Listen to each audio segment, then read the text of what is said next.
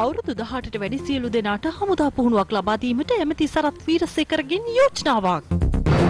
ඊයේ කොරෝනා මරණ 8ක් ආසාදිතින් සංඛ්‍යාව 53000 ඉක්මවයි. ඉදිරි පාර්ලිමේන්තු සතිය පිළිබඳ සාකච්ඡා කිරීමට අද පක්ෂ නායක රැස්වීමක්.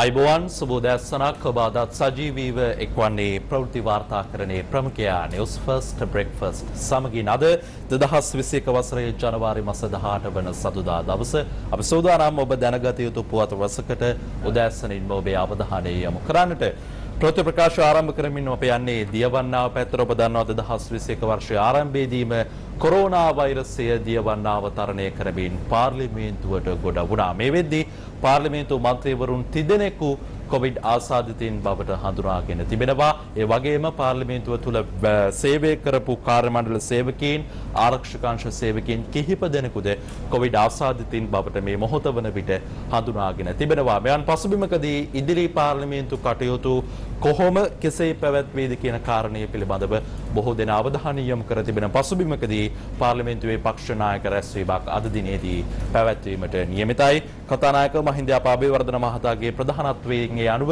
මෙම පක්ෂ නායක රැස්වීම පෙරවරු 9:30ට ආරම්භ වෙනවා. ලබන 19 සිට 21 වෙනිදා දක්වා පැවැත්වෙන පාර්ලිමේන්තු සතියේදී අවධානය යොමු කරන කරුණු පිළිබඳ සාකච්ඡා කිරීම සඳහා මෙම පක්ෂ නායක රැස්වීම කැඳවා ඇති බව වේත්‍රධාරී නරේන්ද්‍ර ප්‍රනාන්දු මහතා සඳහන් කළා. ඔහු පැවසුවේ පවතින කොරෝනා ව්‍යාප්තිය හමුවේ පාර්ලිමේන්තු රැස්වීම පවත්වන ආකාරය සම්බන්ධයෙන්ද මෙහිදී සාකච්ඡා කිරීමට නියමිත වී ඇති බවයි. මේ අතර පාර්ලිමේන්තුවේ සිදු කළ PCR පරීක්ෂණ වලින් 9 දෙනෙකු ආසාදිත බව තහවුරු වී තිබෙනවා.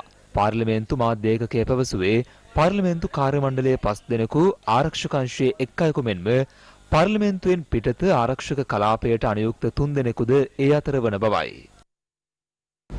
අප මීළඟට කියන්න පුවත ඔබට වෙනස් පුවතක් වෙයි. හැබැයි එය වැදගත් පුවතක්. ඔබ වයස අවුරුදු 18ට වැඩි නම් සමහර විට ඉදිරියේදී ඔබට හමුදා පුහුණුවකට ලක් වෙන්නට වෙයි. මොකද ඒ යෝජනාවක් පාර්ලිමේන්තුවට ඉදිරිපත් කරන්නට එහෙමත් නැත්නම් වයස අවුරුදු 18ට වැඩි සෑම පුද්ගලයෙකුටම හමුදා පුහුණුවක් ලබා දීමේ යෝජනාවක් පාර්ලිමේන්තුවට ඉදිරිපත් කරන බව මහජන ආරක්ෂක රාජ්‍ය අමාත්‍ය රියා අද්මිරාල් සරත් වීරසේකර මහතා පවසා තිබෙනවා. ඔහු සඳහන් කළේ විනයගරුක සහ නීතිගරුක සමාජයක් බිහි කිරීමේ අරමුණින් මෙම යෝජනාව ඉදිරිපත් කරන බවයි. ලොව ඇතැම් රටවල් මෙවැනි යෝජනා ක්‍රියාත්මක කිරීමෙන් විශිෂ්ට ප්‍රතිඵල අත්කරගෙන ඇති බවත් අමාත්‍යවරයා වැඩිදුරටත් සඳහන් කළා.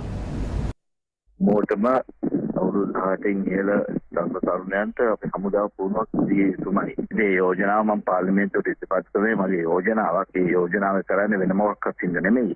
ඒ යෝජනා කරන රටේම යහපත නිසා. හමුදා පුහුණුවක් කියන එකට කවුරුත් බය වෙන්න ඕනේ නැහැ. මොකද හමුදාවක් පුහුණුවකින් තමයි මිනිහෙක්ට කෙලින් හිට ගන්න පුළුවන් වෙන්නේ. ඇත්ත එක බලලා කතා කරන්න පුළුවන් වෙන්න ඕනේ. පෞරුෂත්වයේ නම් වෙන්නේ. නායකත්වයේ පිළිබඳ ගුණාංග ඇති වෙන්නේ. කෙලින් හිට ගන්න පුළුවන් වෙන්න ඕනේ. පෞරුෂත්වය ගොඩනගින්නේ ඒ හමුදා මේ වගේම තමයි නීතියට ගරු කරන එක, විනයක් ඇති වෙනවා, හික්මීමක් ඇති වෙනවා, එයාට වගකීමක් ලැබෙනවා. මේ දේවල් තමයි මේ පුහුණුවෙන් කරන්නේ. කවුරුත් ඒකට බය වෙන්න ඕනේ නැහැ.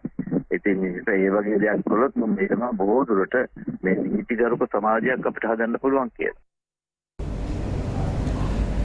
මිලඟ පුවත වෙත අප අවධානය යොමු කරන්න ඔබ දන්නවා කොවිඩ් ව්‍යාප්තිය හමුවේ මේ කොවිඩ් ව්‍යාප්තිය මැඩලීම සඳහා එන්නත් කරන කටයුතු බේවන විට රටවල් බොහෝමයක් ආරම්භ කර තිබෙනවා. අසල්වැසි ඉන්දියාව පසුගියදා මේ එන්නත් කරන වැඩපිළිවෙල ආරම්භ කළා. ඒ අනුව ජනාධිපති ගෝඨාභය රාජපක්ෂ මහතා ට්විටර් පණිවිඩයක් නිකුත් කරමින් නීති අග්‍රාමාත්‍ය නරේන්ද්‍ර මෝදි මහතාට සුබ පැතුම් එක් කර තිබෙන බවට අප වෙත තොරතුරු වාර්තා වෙනවා. ඒ ඊයේ එරට ආරම්භ කළ කොරෝනා මර්ධන වැඩසටහනට සහාය පළ කරමින් අසල්වැසි රාජ්‍යයේ එම වැඩසටහනට ජනාධිපතිතුමා සිය හදපිරි පැතුම් එක් කරන බවද ට්විටර් පණිවිඩයේ වැඩිදුරටත් සඳහන්. කෙසේ වෙතත් මේ ලංකාවේ එන්නත් කරන කටයුතු පිළිබඳවත් ඊයේ දිනේදී අපි ඔබට තොරතුරු වාර්තා කළා. රාජ්‍ය අමාත්‍ය සුදර්ශනී ප්‍රනාන්දුපුල්ලේ මහත්මිය සඳහන් කළේ පෙබරවාරි මාස මැද භාගයේ හෝ අග භාගයේ වන විට ඔක්ස්ෆර්ඩ් ඇස්ට්‍රාසෙනෙකා එන්නත මෙරටට ගෙන්වීමේ කටයුතු, ඒ වගේම රටේ ජනතාවට නොමිලේ ලබා දීමේ කටයුතු මේ වන විට සකස් කරමින් පවතින බව. අප අවධානය යොමු කරන්නේ තවත් දේශීය පුවතක් වෙත. ඔබ දන්නවා කොරෝනා හමුවේ ලංකාවේ දේශීය ව්‍යාපාරවල දේශීය කර්මාන්තවල සහ විවිධ වෙළඳ පොළවල් ආක්‍රමණය කරපු අපේ ගොවි ජනතාවට දැඩි බලපෑමක් එල්ල වුණා. කුරුණෑගල බණ්ඩාර කොස්වත්ත ප්‍රදේශයේ කුකුල් ගොවි පොළවල් පවත්වාගෙන යන ගොවීන් බිත්තර සඳහා නිසි මිලක් නොමැති යමින් මේ වන විට පීඩාවට පත්ව තිබෙනවා.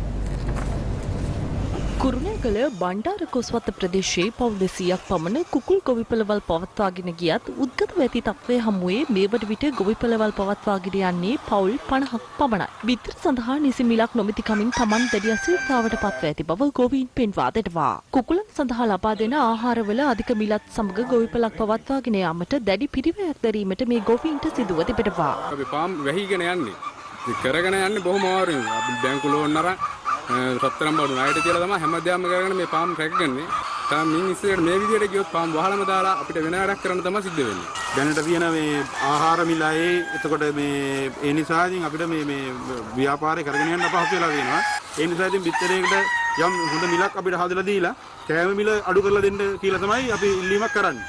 ගොවීන්ගේ ගැටලු සම්බන්ධයෙන් සොයා බැලීමට සමස්ත ලංකා ගොවිජන සම්මේලනයේ ජාතික සංවිධායක නාමල් කරුණාරත්න මහතා බණ්ඩාර කොස්වත ප්‍රදේශයට පැමිණියා. ගොවීන් සමග ඔවුන්ගේ ගැටලු සාකච්ඡා කිරීමෙන් අනතුරුව ඔහු මාධ්‍ය වෙත අදහස් පළ කළා. රුපියල් 16.50ක රුපියල් 17ක නිෂ්පාදන වියදමක් දරලා නිෂ්පාදනය කරන මේ ගොවීන්ගේ බිත්තරේ රුපියල් 11ට ඊට වඩා සමහරවිට අඩු මිලට මේ ගොවිපළෙන් විකුණන්න සිද්ධ වෙනකොට මේගොල්ලෝ කොහොමද මේ කර්මාන්තය කරගෙන යන්නේ? එවන ඉතා බරපතල ප්‍රශ්නයක්. දැන් මේ වෙනකොට බඩින්ගු කිලෝ එකක් රුපියල් 105යි 110යි.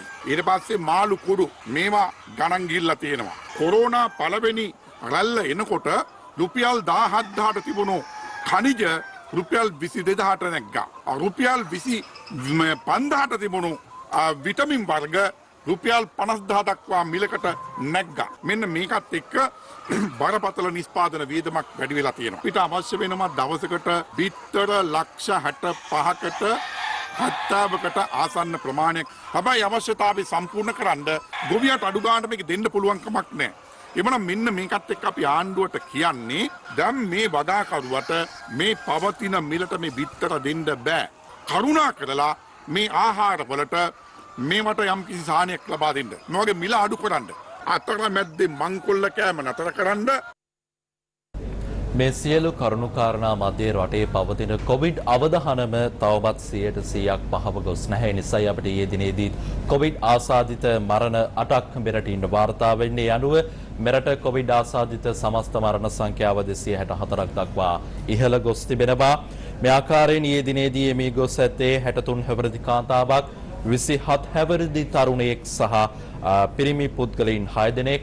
ඔවුන් වයස අවුරුදු 75, 87, 72, 66, 83 සහ 75 හැවිරිදි වී පසුවුවන් බවට තමයි රජයේ ප්‍රවෘත්ති දෙපාර්තමේන්තුව වැඩිදුරටත් තොරතුරු වාර්තා කරන්නේ. මේගේ පුද්ගලයන් කොළොන්නාව, බොරැල්ල, උඩුපුස්සැල්ලාව, කෑගල්ල, දෙහිවල, පොළොන්නරුව, කොළඹ සහ උඩුදුම්බර යන ප්‍රදේශවල පදිංචිකරුවන් බවත් එම නිවේදනයේ වැඩිදුරටත් සඳහන් වෙනවා. කොවිඩ් නියුමෝනියාව සමග ඇති වූ සංකූලතා මරණවලට හේතු වී ඇතැයි රජයේ ප්‍රවෘත්ති දෙපාර්තමේන්තුව වැඩිදුරටත් සඳහන් කරා. කොවිඩ් ආසාදිත මරණ 8ක් මෙරටින් වාර්තා වන විට සමස්ත කොවිඩ් ආසාදිත රෝගීන් සංඛ්‍යාව 53000 සීමාව ඉක්මවා ගොස් තිබෙනවා. යනුව මෙරටින් වාර්තා වන සමස්ත කොවිඩ් ආසාදිතයන් සංඛ්‍යාව දැක්වෙන්නේ 53062ක් ලෙසයි. ඒ ඊයේ දිනේදී කොවිඩ් ආසාදිතයින් 749 දෙනෙකු හඳුනා ගැනීමත් සමගයි වෛරසය ආසාදිතව මේ වන විට රෝගීන් 7627 දෙනෙකු නේවාසිකව ප්‍රතිකාර ලබද්දී ආසාදිතයින් 425 දෙනෙකු ඊයේ පූර්ණ සුවය ලබා රෝහල් වලින් පිටත්ව ගොස් තිබෙනවා. යනුව මෙරට සුවය ලැබූ සමස්ත කොවිඩ් ආසාදිතයින් සංඛ්‍යාව 45171ක්. මිලකට අවධානය යොමු කරන්නේ කොවිඩ් බලපෑමට ලක් වූ තවත් ශ්‍රේෂ්ඨයක් පිළිබඳව. පොදු ප්‍රවාහන ශ්‍රේෂ්ඨයට පසුගිය කාලයේදී බොහෝ සෙයින් මේ කොවිඩ් දැඩි බලපෑමක් එල්ල කරා. නමුත් මේ වන විට නව සාමාන්‍යකරණය හමුවේ මේ පොදු ප්‍රවාහන සේවා නැවත සාමාන්‍ය මට්ටමින් පවත්වාගෙන යාමේ කටයුතු රජය සූදානම් කර තිබෙනවා. යනුව කොරෝනා ව්‍යාප්තිය හේතුවෙන් අත්හිටුවා තිබූ දුරගමන් සේවා දුම්රිය ගමන් වාර 12ක් අද සිට යලි ආරම්භ කරන බව දුම්රිය දෙපාර්තමේන්තුව පවසනවා. ගල්කිස්ස සිට කංකසන්තුරේ දක්වා ධාවනය වෙන යාල්තේවි දුම්රිය කොළඹ කොටුවේ සිට කංකසන්තුරේ දක්වා ධාවනය වෙන උත්තරදේවි දුම්රිය කොළඹ කොටුවේ සිට බදුල්ල දක්වා ධාවනය වෙන පොඩිමැණිකේ දුම්රිය අද සිට සාමාන්‍ය කාලසටහන් අනුව ධාවනය කෙරෙනු ඇති. මීට අමතරව කොළඹ කොටුව මහනුවර නගරාන්තර සීක්‍රගාමී දුම්රිය මරදාන බෙලියත දක්ෂිණ අධිවේගී දුම්රිය මාතර කොළඹ කොටුව සීක්‍රගාමී දුම්රියද අද සිට සාමාන්‍ය කාලසටහන් අනුව ධාවනය කෙරෙන බව දුම්රිය දෙපාර්තමේන්තුව පැවසුවා. මීට අමතරව ලබන 25 වෙනිදා සිට සියලු දුම්රිය සේවා සාමාන්‍ය පරිදි ධාවනයට සැලසුම් කර තිබෙනවා. අප සූදානම් තවත් දෙස් විදෙස් සහ ක්‍රීඩා පුවතරසක් සමගින් අපගේ live at 55 ප්‍රවෘත්ති ප්‍රකාශය තුලින් ඔබෙන් හමුවන්නට අප අදට news first breakfast ප්‍රවෘත්ති ප්‍රකාශය තුලින් ඔබෙන් සමුගන්න ඔබට සුබදායි දවසක්.